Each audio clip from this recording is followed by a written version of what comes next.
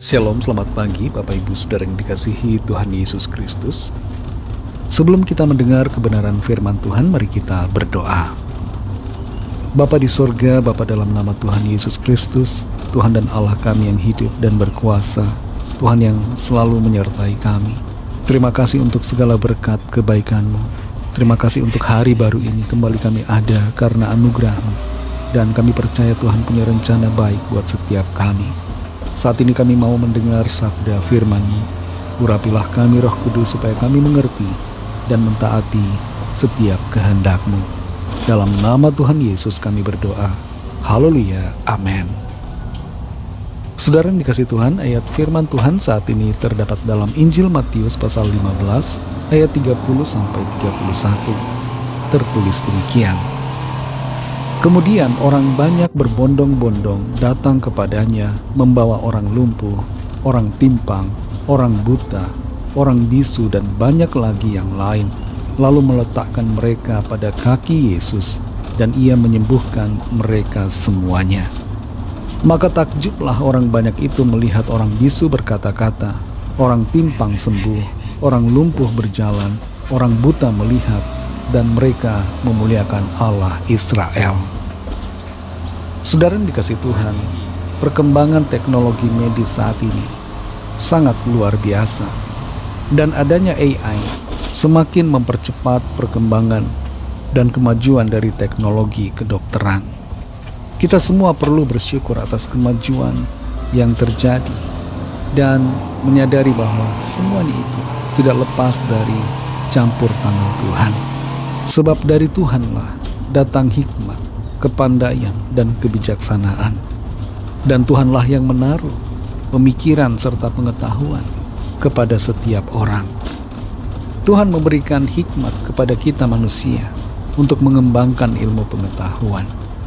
Namun ada satu hal yang perlu kita sadari, bahwa Tuhanlah yang memegang kendali atas kehidupan dan pemulihan total kita manusia.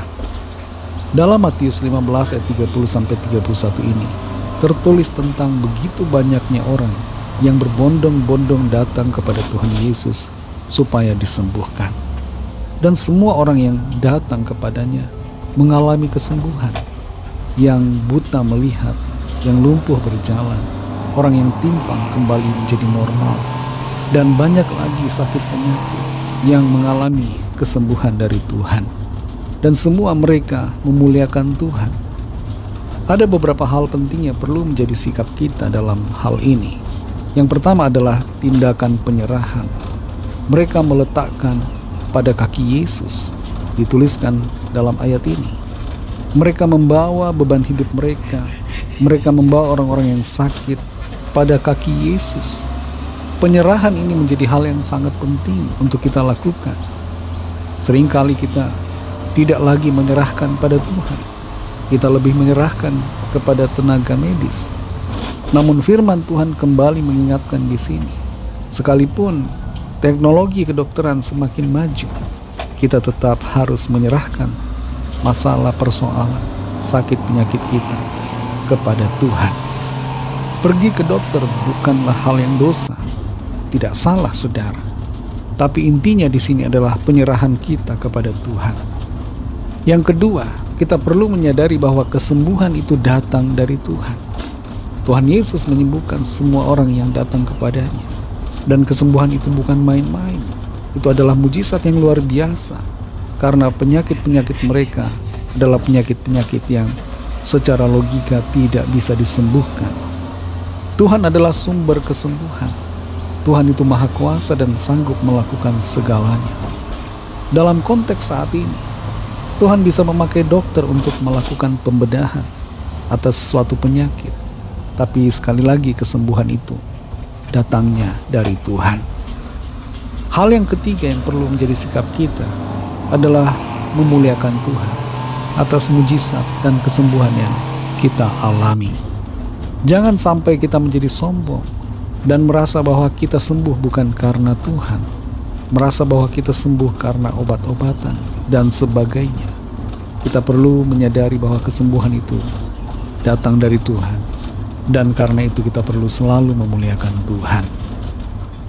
Saudara yang dikasihi Tuhan, kalau ada di antara kita yang sedang mengalami sakit, penyakit, mari datang kepada Tuhan. Bawa pergumulan kita pada kakinya. Serahkan kepada Tuhan.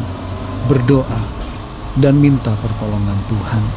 Kalau ada di antara saudara yang saat ini sedang dalam penanganan medis, berdoalah agar Tuhan memberikan hikmat kepada para dokter dan perawat, serta agar obat-obatan yang digunakan bisa menjadi berkat buat saudara. Berharap selalu kepada Tuhan, Sang Pemberi kesembuhan. Tuhan dapat menyembuhkan kita secara mujizat dengan caranya yang ajaib. Dan kalau kita mengalami kesembuhan, jangan lupa untuk memuliakan Tuhan. Kita semua yang saat ini dalam kondisi sehat, hendaknya dan sudah seharusnya bersyukur, memuji Tuhan. Seolah-olah kita telah disembuhkan dari segala penyakit.